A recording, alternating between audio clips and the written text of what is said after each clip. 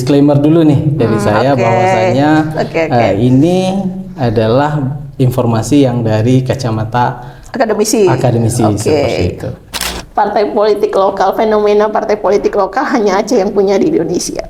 Karena ada kekhususan tadi sebagai daerah istimewa dan juga kita melihat sejarah perkembangan Aceh sendiri sejak Indonesia merdeka. Ada beberapa alasan yang bisa kita berikan kenapa partai lokal ini ikut menumbuhkan demokrasi yang ada di Aceh. Memang tidak ada yang ini harus pilih partai Aceh di partai lokal misalnya.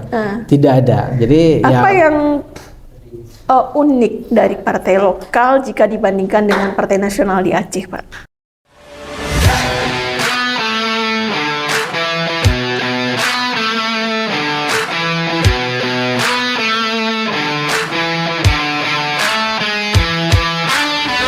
Assalamualaikum warahmatullahi wabarakatuh. Hai guys, ketemu lagi dengan podcast Departemen Ilmu Politik bersama saya Dr. Indah Adiputri. Dan hari ini kita kedatangan tamu yang istimewa nih guys. Ya, beliau adalah Bapak Dr. Ihsan MIP. Apa kabar Bapak? Alhamdulillah sehat. Alhamdulillah sehat. Gimana nih perjalanannya dari Aceh? Alhamdulillah, jalur darat juga jalannya juga sangat bagus, aman dan nyaman di perjalanan. Alhamdulillah kalau gitu. Guys, Pak Dr. Ihsan ini adalah koordinator pusat dari jurnal di Universitas Teuku Umar. Jadi beliau menjadi orang yang mengkoordinasikan ya jurnal-jurnal yang ada di Universitas Teuku Umar. Dan hari ini alhamdulillah beliau berkesempatan datang ke Departemen Ilmu Politik dan akan sharing dengan kita tentang ya bagaimana politik lokal di Aceh tentu saja. Beliau juga adalah dosen di Prodi Ilmu Administrasi Negara. Begitu ya Pak ya? Ya betul. Oke. Pak Ihsan, mungkin kita bisa mulai diskusi kita ini dari kisahnya nih. Kenapa bisa nih jadi koordinator pusat jurnal di Universitas Teuku Umar? Mungkin bisa di-share cerita dikit nih gimana perjalanannya. Iya, baik Bu Indah ya. Jadi yang pertama sekali saya ucapkan terima kasih sudah diundang di podcast ini. Terima kasih sama-sama Pak, udah datang juga. Dan diberi kesempatan untuk sharing ilmu ya, sharing point of view dari seorang akademisi yang berada di Aceh, kemudian melihat langsung perkembangan politik lokal, kemudian partai politik lokal yang ada di Aceh. Jadi yang perlu kita ketahui bahwasanya seorang akademisi itu kan tidak boleh bohong. Salah boleh, berkali-kali boleh. Nah, jadi pada prinsipnya saya di sini nanti mungkin ada informasi yang menurut khalayak ramai itu mungkin tidak terlalu benar, atau mungkin itu ini karena orang Aceh seperti itu mengglorifikasikan pengalaman-pengalaman yang ada di Aceh. Mungkin di situ nanti yang yang disclaimer dulu nih dari saya bahwasanya ini adalah informasi yang dari kacamata akademisi seperti itu. Nah, balik lagi ke saya. Dari sekarang saya adalah koordinator pusat pengembangan jurnal dan HKI di Universitas Teuku Umar, dan itu baru saja dilantik itu sekitar 4 bulan yang lalu di Universitas Teuku Umar. Dan salah satu tugasnya itu adalah mengembangkan jurnal-jurnal yang ada di Universitas Teuku Umar ini supaya nanti sampai ke indeks internasional, bereputasi internasional. Dan sekarang sudah ada 36 jurnal dan luar biasa ya. Ya, 36 jurnal dari 20 prodi. Terus dari sisi kuantitas itu sudah cukup. Nah, kita perlu pengembangan dari sisi kualitas. Dari sisi kualitas kita perlu pengembangan. Sinta berapa yang tertinggi, Pak? Tertinggi Sinta 3 dan DOAJ, kemudian ada yang sudah terindeks Copernicus juga. Jadi dari sisi internasional kita sudah ada 2 jurnal yang terindeks internasional. Satu DOAJ dan satu itu di jurnal apa? Prodi apa tuh? Jurnal Public policy. Public policy. Public policy itu sudah terindeks DOAJ, dan juga jurnal International Journal English Education dan Language, kalau nggak salah saya namanya seperti itu. Itu sudah terindeks public policy. Public policy-nya dalam bahasa Inggris. Sekarang sudah full bahasa Inggris. Jadi full bahasa Inggris. Sebelumnya itu masih bahasa Indonesia. Oke, guys, kalau mau kirim-kirim tulisan, iya. Di ini bisa ya Pak ya? Iya, di bahasa Inggris. Lihat di websitenya ya. Iya, betul. Jurnal Public Policy. Oke. Nah, Pak Ihsan, ini Aceh ini kan daerah istimewa ya? Iya, betul. Kita tahu di dalam sistem politik Indonesia, Aceh punya kekhasan sendiri ya. Di daerah lain tidak punya. Itu tentang partai politik lokal. Ya, benar. Nah, ini partai politik lokal, fenomena partai politik lokal hanya Aceh yang punya di Indonesia. Karena ada kekhususan tadi sebagai daerah istimewa, dan juga kita melihat sejarah perkembangan Aceh sendiri sejak Indonesia merdeka. Ya. Nah, mungkin bisa diberikan insight kepada kita ya. Gimana sebetulnya sih kenapa kemudian di Aceh itu ada partai politik lokal, Pak Ihsan? Iya, baik. Jadi kita bisa mulai sebenarnya dari MOU Helsinki, antara perjanjian damai Aceh dengan Indonesia, dengan pemerintah Aceh dengan gerakan Aceh Merdeka, yang sudah melakukan perjuangannya hampir 30 tahun. Nah, kemudian damai di tahun 2005. Tahun 2005 itu damai, melakukan perjanjian. Nah, kemudian salah satu klausulnya itu adalah adanya partai lokal. Nah, untuk mengakomodir orang-orang Aceh dalam berpartisipasi dalam politik elektoral, memperjuangkan aspirasinya melalui partai politik, melalui jalur politik. Kalau sebelumnya jalurnya adalah jalur senjata, ini diperjuangkan melalui jalur politik. Ide awalnya seperti itu. Di MOU Helsinki ya? Di MOU Helsinki itu ada. Nah, kemudian muncul nih partai politik. Dan banyak ya, tidak hanya 1, 2, atau 3, tapi banyak partai Aceh yang muncul dari setiap pemilihan umum. 2009 pertama sekali partai lokal itu melakukan rekrutmen politiknya, melakukan sosialisasi politiknya, sampai dengan mencalonkan diri sebagai anggota legislatif dari tingkat kabupaten kota sampai dengan provinsi. Itu dimulai dari tahun 2009. 2009. Iya. Sejauh ini gimana Pak perkembangan partai politik lokal? Maksud saya dilihat dari perkembangannya ya, kan dari kemunculannya itu mengalami pasang surut, ada yang bubarkah atau yang kemudian tumbuh lagi yang baru, kemudian bagaimana elit-elit partainya itu menjalankan fungsi di lembaga politik lokal, gimana Pak perkembangannya? Iya, benar. Jadi memang dari partai-partai lokal yang ada di Aceh ini, yang sudah dibentuk mulai dari tahun 2007 ya, 2007 sampai kemudian berkompetisi di 2009 ini, memang ada pasang surutnya. Biasalah seperti dengan Indonesia juga, partainya banyak, nanti yang lolos parliamentary threshold-nya cuma beberapa. Nah, di Aceh juga seperti itu ya, juga seperti itu. Banyak partai lokal itu yang mengalami pasang surut seperti itu. Nanti ada yang memang sekedar mengganti nama, kemudian dia ikut lagi, elitnya masih sama. Ya, ada yang kasus-kasusnya seperti itu. Nah, kalau kami melihat dari sisi partai lokal ini dalam mewarnai demokrasi ya, dalam mewarnai demokrasi ini sangat bagus. Kami melihatnya seperti itu, sangat bagus. Ada beberapa alasan yang bisa kita berikan kenapa partai lokal ini ikut menumbuhkan demokrasi yang ada di Aceh. Pertama, setelah konflik ini kan pemilu pertama yang diikuti di tahun 2009 ini ya, ini memang gegap gempita dengan adanya partai lokal ini.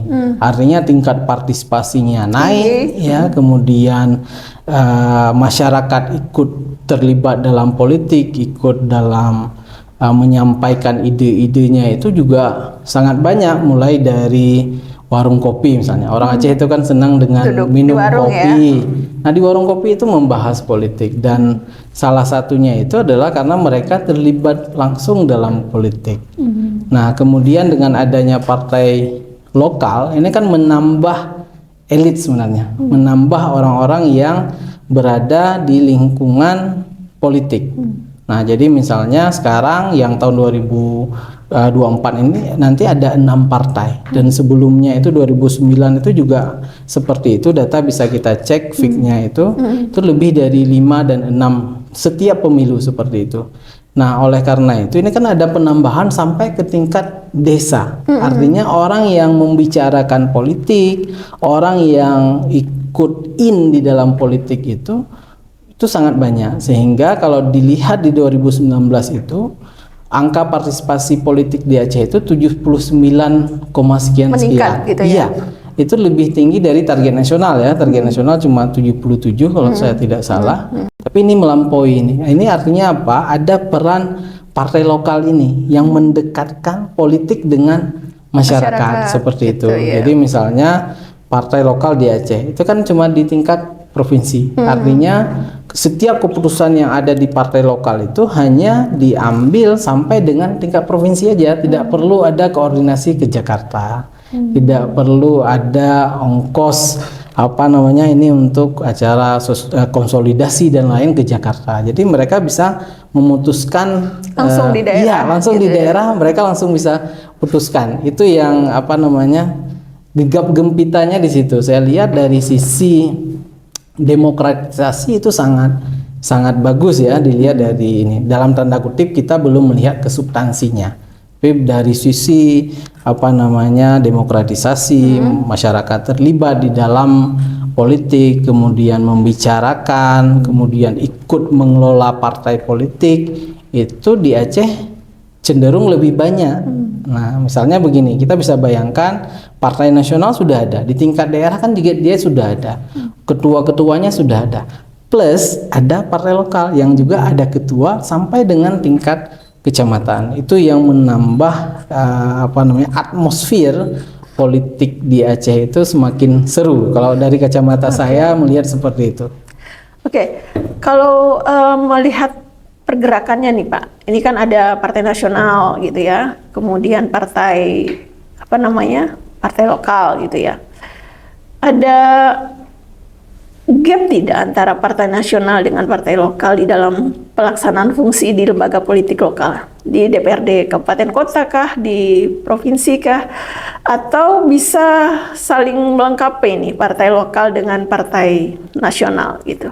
Iya, benar ya. Jadi ketika berbicara sampai dengan ke legislatifnya, ini kan dilihat lagi dari siapa yang dipilih, siapa yang dipercaya oleh masyarakat yang bisa tampil menjadi perwakilannya di lembaga legislatif, mulai dari DPR kabupaten kota, kemudian juga DPR provinsi. Nah, di Aceh sekarang yang stabil partainya, yang tingkat keterpilihannya ataupun dipercaya oleh masyarakat mulai dari tahun 2009, 2014, 2019 itu adalah Partai Aceh, itu yang pemenang pemilu Partai Aceh. Kemudian ada dilanjutkan dengan partai-partai yang lain, ada Partai Nanggro Aceh, kemudian ada Partai Daulat Aceh PDA. Nanti namanya berubah-ubah nih, setiap pemilu mereka berubah-ubah.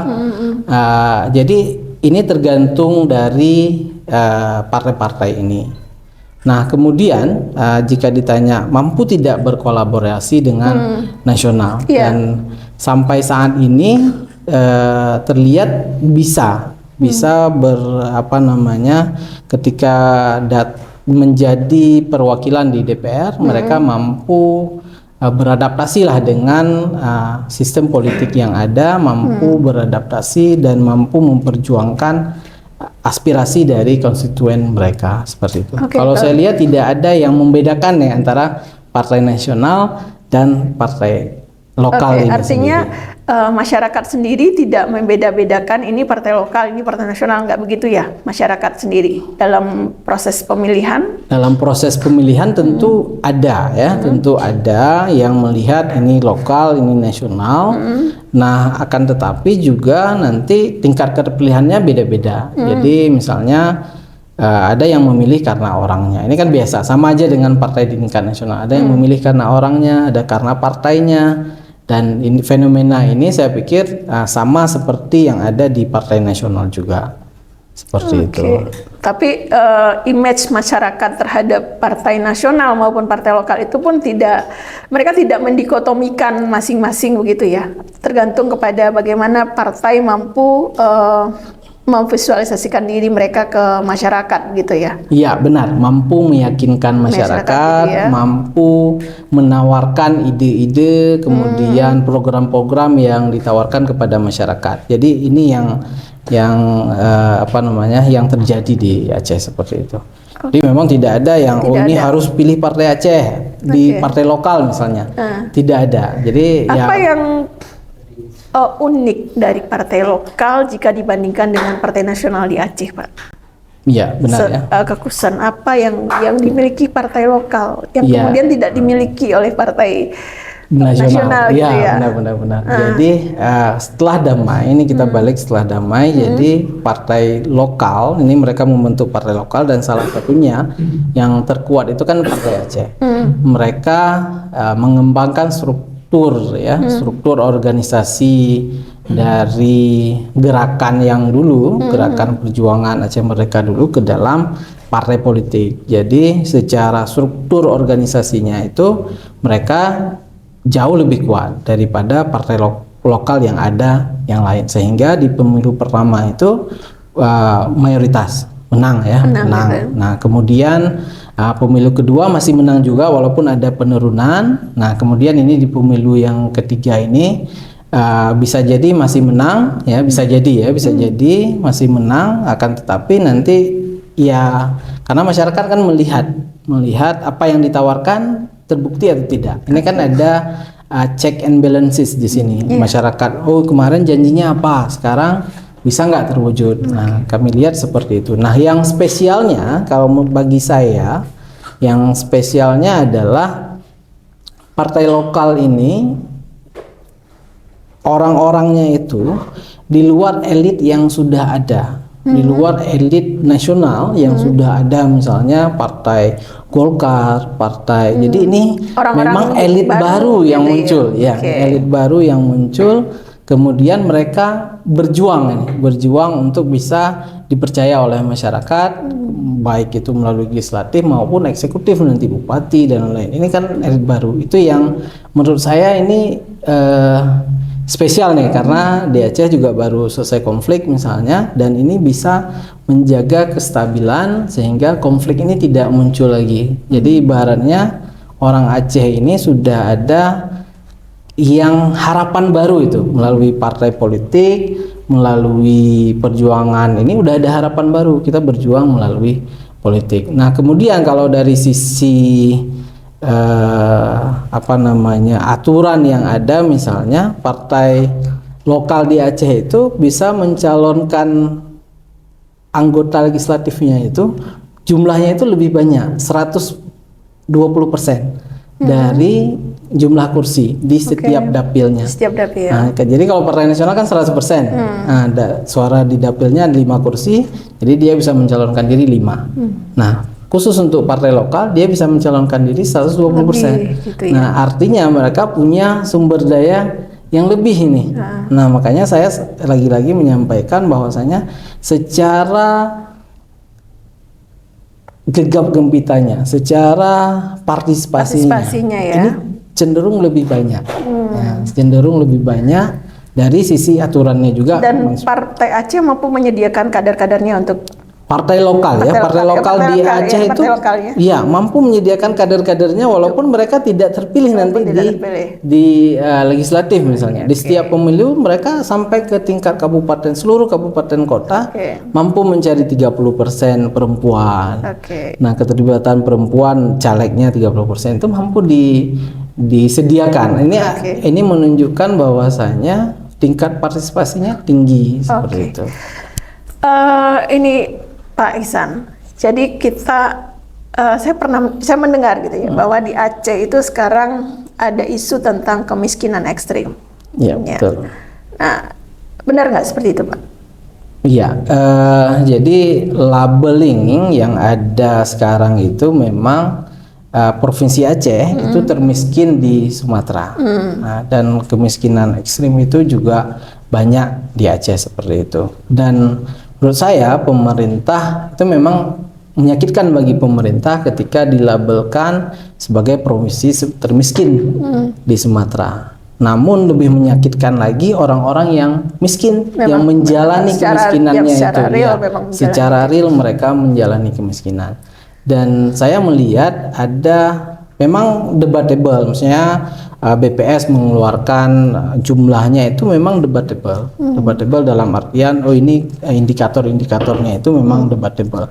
Akan tetapi yang perlu kita ketahui bahwasanya orang miskin itu memang real, banyak dan eksis dia, ada di tingkat masyarakat, di kalangan masyarakat itu ada dan merata gitu.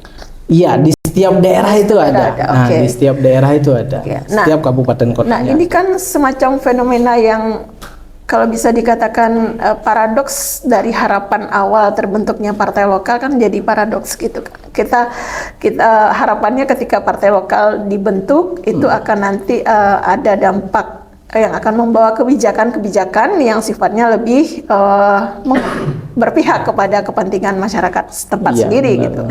Tapi fenomenanya menunjukkan malah sebaliknya gitu. Artinya kesejahteraan yang diharapkan itu masih menjadi utopia bagi sebagian masyarakat Aceh. Masyarakat Aceh. Nah, menurut Bapak, bagaimana sebetulnya peran dari partai lokal Aceh dalam menghadapi fenomena kemiskinan ekstrim ini atau isu-isu tentang kemiskinan ekstrim?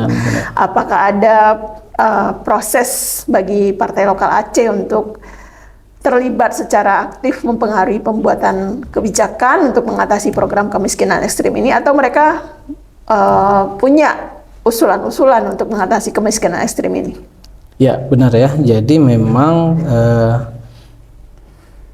jika dilihat dari kemiskinan ini memang dia faktornya banyak dan menyeluruh ya, dan menyeluruh artinya semua pihak ini harus terlibat jika memang ada keinginan untuk mengentaskan kemiskinan yang ada di Aceh.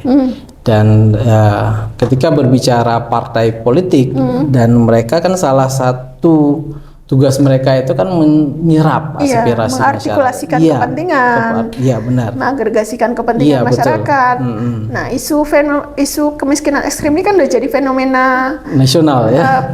Di Aceh khususnya itu kan menjadi tantangan terbesar bagi pemerintah Provinsi Aceh. Nah, apa yang dilakukan oleh partai politik lokal dalam menghadapi isu ini? Ya, benar. Jadi memang dari sisi partai lokal, dari setiap pemilu mereka menawarkan program-program yang memang arahnya mensejahterakan masyarakat Aceh. Nah, kan tetapi ini kan ketika memperjuangkan di legislatif, memperjuangkan di eksekutif ini kan muncul ini dilema-dilema di sini muncul seperti itu. Kemudian ada kebijakan yang tidak berjalan misalnya, kemudian ada beberapa kebijakan yang memang tidak tepat sasaran misalnya, dan ini yang terjadi ini saya lihat bahwasanya partai lokal secara kekuatan mereka yang mereka punya ini sudah dikerahkan ya, sudah dikerahkan, sudah diperjuangkan, akan tetapi memang kemiskinan ini tetap banyak sekarang dari berbagai faktor, tidak hanya dari perjuangan legislatif atau eksekutif, juga dari swasta juga ikut berpengaruh, perusahaan-perusahaan juga ikut berpengaruh. Banyak faktor. Nah, terakhir nih Pak, menurut Bapak apa yang harus dilakukan oleh partai lokal untuk ikut berperan serta dalam mempengaruhi kebijakan untuk mengatasi kemiskinan ekstrim ini. Ya. Kira-kira apa yang harus dilakukan oleh partai lokal? Nah, partai lokal saya melihat bahwasanya harus memfokuskan kembali program-program yang mereka susun ini ya. Mereka susun yang mereka akan tawarkan kepada masyarakat, fokus kepada apa yang dibutuhkan oleh masyarakat, bukan apa yang diinginkan oleh sebagian masyarakat. Misalnya begini, ada program-program memang terlihat bagus ya, terlihat bagus, tapi itu tidak memberikan solusi. Multiple efek kepada peningkatan ekonomi masyarakat. Ya, ekonomi masyarakat. Misalnya program-program yang kecil-kecil itu memang kelihatan bagus. Misalnya ada proyek-proyek kecil, pembuatan got kecil-kecilan seperti itu, memang itu bagus, banyak tempat. Tetapi itu kadang-kadang tidak memberikan efek pada pertumbuhan ekonomi. Ada persoalan lain yang harus diselesaikan tetapi tidak diusulkan seperti itu.